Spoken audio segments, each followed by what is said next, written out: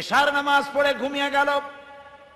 রাত 12টার পরে কোন যুবক যদি উঠে আল্লাহর ইবাদত করে, তাহাজ্জুদের নামাজ আদায় করে, আল্লাহর নবী বলেছেন কিয়ামতের দিন আল্লাহর আরশের ছায়া ছাড়া কোন ছায়া যেদিন থাকবে না, ওই দিন 7 শ্রেণীর লোকদেরকে আল্লাহ তাআলা আরশের নিচে ছায়া দিবেন। তার মধ্যে এক শ্রেণী হলো ওয়াশাবুন নাশাফি ইবাদাতিল্লাহ, ওই সব যুবক যারা রাত কাটিয়েছে আল্লাহর ইবাদতের মধ্য দিয়ে, রাত গুজরান করেছে আল্লাহর ইবাদত তেলাওয়াত নামাজের মধ্য দিয়ে। আল্লাহ তাআলা কিয়ামতের দিন আরশের নিচে যুবকদেরকে জায়গা করে দিবে।